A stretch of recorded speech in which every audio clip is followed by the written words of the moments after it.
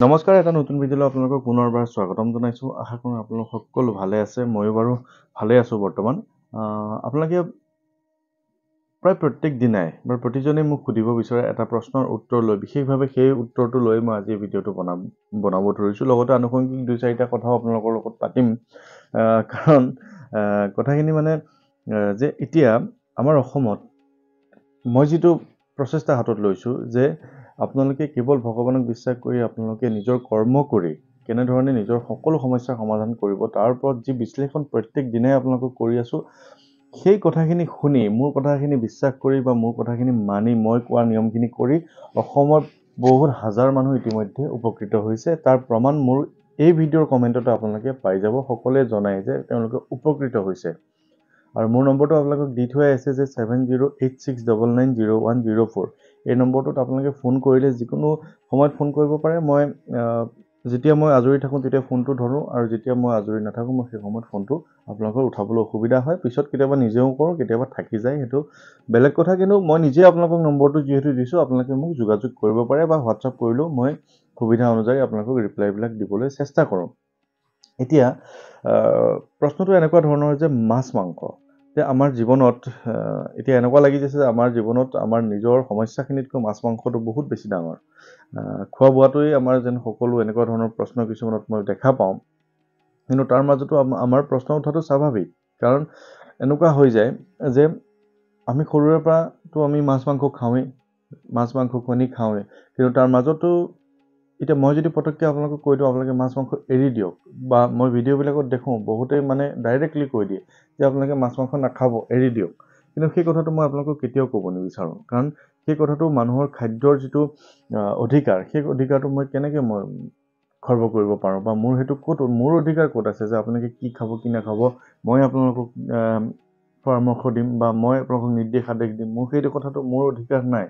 কিন্তু ইয়াত কেইটামান কথা আছে, গোটেই কথাখিনি আপোনালোকে যেতিয়া বুজিব তেতিয়া আপোনালোকে গোটেই কথাখিনি জানিব, আৰু গোটেই কথাখিনি আন দুজনকো আপোনালোকে মোৰ কথাখিনি মই এনেকুৱাকৈ কওঁ যাতে আপুনিও সহজভাৱে বুজি পায়, আন দুজনকো আপুনি পৰামৰ্শ দিব পৰা হৈ যায়।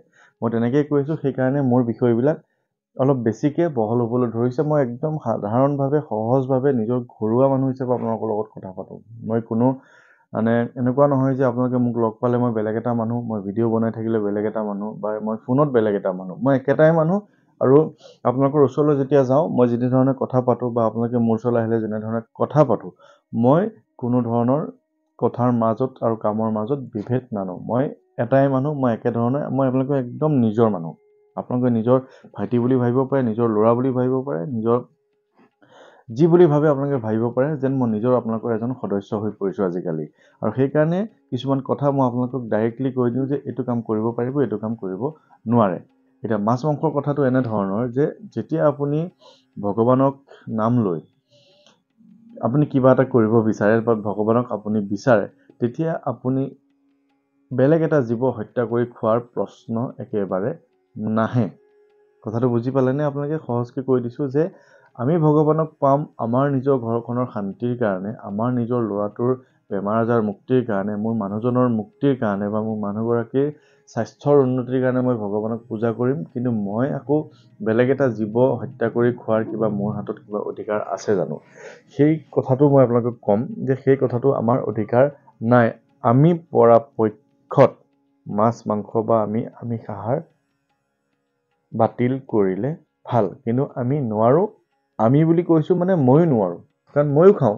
এতিয়া আপোনালোকে জানে যে মই প্ৰত্যেক দিনাই হনুমান চালিচা পঢ়োঁ, কিন্তু মই সোমবাৰ, মঙলবাৰ আৰু শনিবাৰ এই 3টা বাৰত মই একেবাৰে নিৰামিষ খাওঁ। এইটো নহয় যে একেবাৰে বইল খাওঁ, সিদ্ধ খাওঁ, মই চব খাওঁ, কিন্তু মাছ মাংস কণী এনেকুৱা ধৰণৰ মই একো নাখাওঁ। আৰু মঙলবাৰ শনিবাৰ এই দুটাবোৰ নতুনকৈ মই যেতিয়া কথাবিলাক জানিছোঁ তেতিয়াৰ পৰা পালন কৰিব লৈছোঁ। সোমবাৰ, মঙলবাৰ আৰু শনিবাৰে।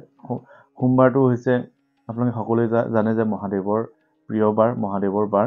মঙলবাৰটো আমাৰ নিজৰ বাৰ, আমাৰ প্ৰভু হনুমানৰ বাৰ, আৰু শনিবাৰটো ঠিক শনিৰ বাৰ লগতে হনুমানৰো বাৰ। গতিকে সোমবাৰ, মঙলবাৰ, শনিবাৰটো মই ব্ৰত ৰাখোঁ বা মই নাখাওঁ, মাছ মাংস নাখাওঁ, মোৰ ঘৰখনেও নাখায়। আৰু আপোনালোকেও পাৰিলে মঙলবাৰ আৰু শনিবাৰে নাখাবলৈ চেষ্টা কৰিব। কিন্তু ইয়াত এটা কথা হ'ল যে যেতিয়া আপুনি সংকল্প লয়, কথাখিনি ভালকৈ বুজি ল'ব যেতিয়া আপুনি সংকল্প লৈ হনুমান চালিচাখন পঢ়িব তেতিয়া আপুনি সেই সংকল্পৰ সময়খিনিত পৰাপক্ষত মাছ মাংসটো বাদৰে কথা তেল পিঁয়াজো নোখোৱাটো ভাল কাৰণ সেইখিনি সময়ত আমি একেবাৰে ব্ৰত ৰাখি একেবাৰে উপবাসে বা ধুনীয়াকৈ সিদ্ধ খাই যেতিয়া হনুমান চালিচাখন পঢ়োঁ তেতিয়া আমাৰ মনবোৰ ফ্ৰেছ হৈ থাকে আমাৰ শৰীৰটো ফ্ৰেছ হৈ থাকে গেছ বা তেনেকুৱা ধৰণৰ অসুবিধাৰ পৰা দূৰত থাকোঁ গতিকে শৰীৰটো যেতিয়া সুস্থ হৈ থাকে বা মনটো সুস্থ হৈ থাকে আমি ধ্যান কৰিবলৈ সুবিধা হয় হনুমান চালিচাখন পঢ়িবলৈ সুবিধা হয় এইখিনি হৈছে একদম প্ৰেক্টিকেল কথা আৰু সেই সময়খিনিত আমি তেনেকৈ থাকিব লাগে মাছ মাংস ডিম একেবাৰে খাব নালাগে পাৰিলে পিঁয়াজ নহৰু তেলো খাব নালাগে কিন্তু মই সেইটো একেবাৰে নালাগেই বুলি নকওঁ কাৰণ এখন ঘৰত যেতিয়া ইমানবোৰ সদস্য থাকে সকলোৰে কাৰণে বেলেগ বেলেগকৈ ৰন্ধা আমাৰ অসমত অকণমান অসুবিধা গতিকে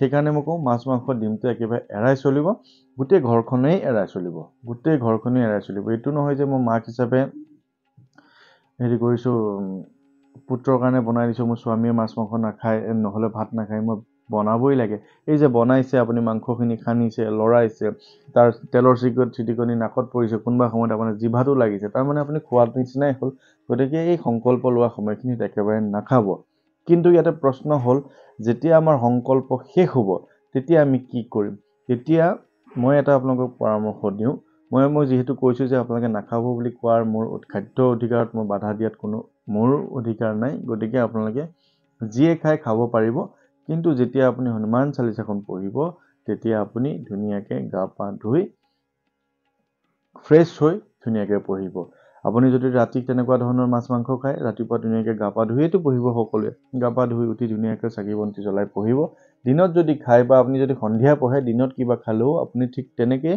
সন্ধিয়া সময়ত পঢ়িলেও গা পা ধুই যদি আপুনি পুৰুষ তেনেহ'লে কেৱল ধুতি এখন বুলি কোৱাৰ লগে লগে কেৱল ধুতি এখন আপোনালোকে আৰু মই বেলেগ একো নকওঁ তেনেকৈ পঢ়িব গামোচা এখন লৈ ল'ব আৰু যদি আপোনালোকে মহিলা হয় ঠিক তেনেকৈ মই কি ক'ব বিচাৰিছোঁ তেনেকৈ আপোনালোকে বুজি পাই তেনেকৈ পঢ়িব কাৰণ কিছুমান কথাও থাকে তাত গতিকে তেনেকৈ পঢ়িব মাছ মাংস খোৱাত মই বাধা নিদিওঁ আপোনালোকে মাছ মাংস খালেও পঢ়িব পাৰিব কিন্তু সংকল্প লোৱা সময়খিনিত মাছ মাংস একেবাৰে এৰাই চলিব নাখাব কিন্তু সংকল্প শেষ হ'লে আপোনালোকে খাব পাৰিব কিন্তু পঢ়াৰ আগত গা পা ধুই ধুনীয়াকৈ ভগৱান চিন্তা কৰি দায়-দোষ নধৰিব বুলি কৈ আপোনালোকে ৰেগুলাৰ পঢ়িব পাৰিব কাৰণ হনুমান চালিচাখন এতিয়া এনেকুৱা হৈছে যে প্ৰত্যেকৰে দৈনন্দিন কামৰ মাজত সোমাই পৰিছে ঠিক যিদৰে মই সদায় পঢ়োঁ ময়োতো এতিয়া সদায় পঢ়োঁ বুলিতো সদায় মই একেবাৰে নিৰামিষভোজী হৈ যাব নোৱাৰোঁ কাৰণ ময়োতো খাওঁ মই আজি আপোনালোকক মিছা কথা এটা কৈ কি লাভ যদি মই কাইলৈ গুৱাহাটী মংগলদৈ ঘূৰি ফুৰোঁ আপোনালোকে মোক বাটতে পায় এতিয়াতো সকলোৱে চিনি পাবলৈ লৈছে প্ৰায় সকলোৱে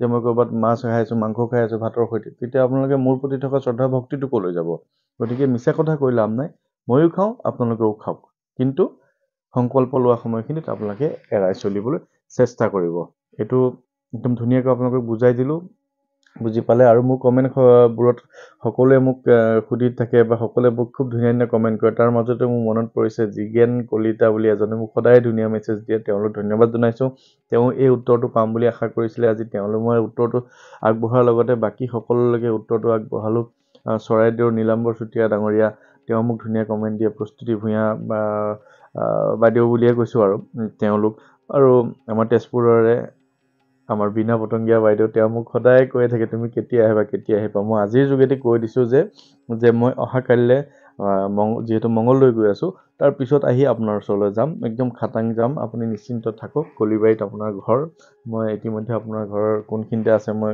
উলিয়ালোঁ আপোনাৰ নম্বৰটো মোৰ তাত আছে মই আপোনাৰ ওচৰলৈ যাম কিন্তু অহা কালিলৈ মই মংগলদৈ যোৱাৰ এটা প্লেনিং কৰিছোঁ আৰু অহা শনিবাৰলৈ হয়তো নগাঁও যাম শনিবাৰ বা দেওবাৰ তাৰপিছত আৰু মোৰ এই যাত্ৰা সম্পূৰ্ণভাৱে ষ্টপ কৰি দিম আৰু মই তেনেকৈ নাযাওঁ বহুত দিনৰ কাৰণেই নাযাওঁ বুলি ধৰক কাৰণ মোৰ ল'ৰাৰ পৰীক্ষা আছে প্ৰায় 15-20 দিন মই তেনেকৈ নোলাওঁ আৰু কাৰণ মোৰ ঘৰখনৰ প্ৰতি যথেষ্ট দায়িত্ব আছে অকলশৰীয়া ল'ৰা মই গোটেইখিনি আপোনালোকে বুজিব আৰু মই এটা নম্বৰ আপোনালোকক দি দিওঁ ফোনৰ নম্বৰ যিটো ফোনৰ নম্বৰত কেৱল হোৱাটছআপ কৰিব পাৰিব আপোনালোকে ফোন কৰিব নোৱাৰিব কাৰণ সেই নম্বৰটোত ইনকামিং হয়তো নাথাকিবও পাৰে মই নাজানো মই কেৱল হোৱাটছআপটো তাত ইউজ কৰোঁ সেই নম্বৰটো হৈছে 9085093104 9085093104 আকৌ কৈ দিছোঁ 9085093104 আৰু কি কাৰণে এই নম্বৰটো কৈছোঁ শুনক, যে আপোনালোকে মোক যে নিমন্ত্ৰণ জনায়, নিমন্ত্ৰণৰ কাৰণেহে এই ফোনটো দিয়া হৈছে।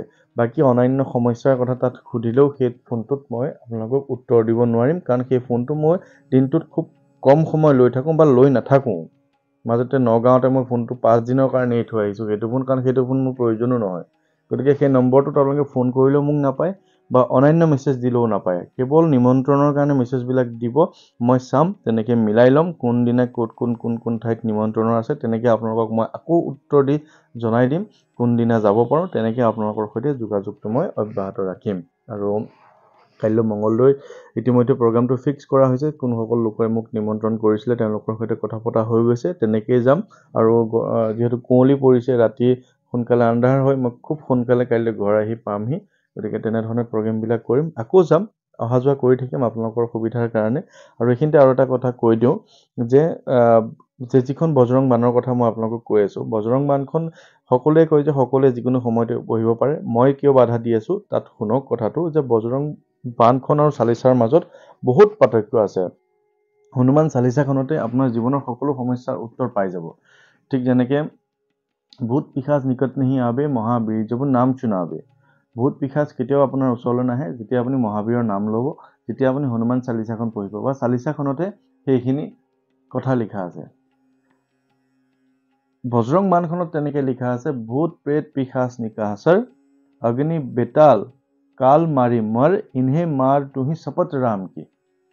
তাতো একেখিনি কথা কোৱা হৈছে, বানখনতো একেখিনি কথা কোৱা হৈছে, কিন্তু বানখনৰ শব্দখিনি বেলেগ, যে ইহঁতক মাৰ। আৰু চালিচাখনত কোৱা হৈছে যে ভূত পিশাচ আহিব নোৱাৰে ওচৰলৈ যেতিয়া আপুনি হনুমানৰ নাম লয়। আৰু ইয়াত কোৱা হৈছে যে ইয়াত যদি কিবা ভূত প্ৰেত নিশাচৰ আছে তেনেহ'লে সিহঁতক মাৰ। গতিকে তাৰ অৰ্থবিলাক বেলেগ। হনুমান চালিচাখন সদায় পঢ়ি থাকক, একো অপকাৰ নহয়। বানখন মোৰ হিচাপত আপোনালোকে সদায় নপঢ়িব, কাৰণ তাত আৰু কিছুমান কথা লিখা আছে, পাঠ কৰে বজৰং বান কি, হনুমত ৰক্ষা কৰে প্ৰাণ কি, তেনেকুৱা কিছুমান শব্দ আছে। আৰু আছে বজৰং বান যো জাপে তাতে ভূত প্ৰেত চব কাপে। যেতিয়া আপুনি বজৰং বানখন জপ কৰিব, বজৰং বানখন যেতিয়া মাৰিব আপোনাৰ ঘৰখনত, তেতিয়া তাত থকা ভূত প্ৰেত সকলোখিনি কঁপিব। গতিকে বজৰং বানখন পঢ়াটো ইমানো সহজ নহয়। শব্দখিনি উচ্চাৰণ কৰোঁতে শুদ্ধকৈ ক'ব, যাতে ওচৰত থকা ভূত প্ৰেত বেয়া শক্তিখিনি আপোনাক উপকাৰ কৰিব নোৱাৰে, সেইখিনি যাতে সেইদিনাৰ পৰাই আপোনালোকৰ ঘৰৰ পৰা আঁতৰি যায়। গতিকে মই যিখিনি ঠাইত মই গৈছোঁ, যিখিনি ঠাইত মই নিজৰ সামৰ্থ্য অনুযায়ী, নিজৰ শক্তি অনুযায়ী যেনেকৈ বজৰং বানখন মই পঢ়ি দিছোঁগৈ, তেওঁলোকে মোক পিছৰ দিনা ফোন কৰি কয় যে আমাৰ ঘৰত এনেকুৱা ঘটনা হৈছে, এনেকুৱা হৈছে। মোৰ খুব ভাল লাগে যে তেওঁলোকৰ ঘৰৰ পৰা বেয়া শক্তিখিনি আঁতৰি গৈছে। আৰু আপোনালোকে নিজেও বিশ্বাস কৰক, মানি লওক, মোৰ কথা বিশ্বাস কৰিব নালাগে, ভগৱানৰ কথা বিশ্বাস কৰক, যে হনুমানতকৈ আৰু কোনোবা ডাঙৰ শক্তি এই পৃথিৱীত আছে নেকি বাৰু কওকচোন। ভূত হওক, পিশাচ হওক, কিবা হওক, হনুমানতকৈ কিবা ডাঙৰ শক্তি আছে নেকি যে আপোনাক ৰক্ষা কৰিবলৈ তেওঁৱেই যথেষ্ট। তেওঁৱে আপোনাক যদি ৰক্ষা কৰে, আন কোনোৱে আপোনাক একো কৰিব নোৱাৰে। সেইকাৰণে বজৰং বানখন আপোনালোকে পঢ়িব, যেতিয়া আপোনাৰ বিভিন্ন ধৰণৰ বিপদ হ'ব, আপোনাৰ কোনোফালে ৰাস্তা নাথাকিব, তেনেকৈ পঢ়িব। আৰু আজিৰ ভিডিঅ'টো ইমানেই। মই যিমানখিনি পাৰোঁ আপোনালোকক সাধাৰণ কথা এটা উত্তৰ দিবলৈ চেষ্টা কৰিলোঁ। তেনেধৰণে আপোনালোকে নিয়মখিনি পালন কৰিব। আৰু অহা কাইলৈ যিসকলে মাতিছিলে তেওঁলোকক লগ পাম মঙলদৈত। আৰু তাৰ নেক্সট আৰু মই এদিন গৈ বহুত দিনলৈ গেপ কৰিম। আৰু যিটো মই নম্বৰ দিছোঁ 9085093104, সেই নম্বৰটোত কেৱল নিমন্ত্ৰণৰ কাৰণে হোৱাটছআপ কৰিব, ফোন কৰিলে তাত নালাগিব। গতিকে আজিৰ ভিডিঅ'টো ইমানেই। ধন্যবাদ, সকলো ভালে থাকিব।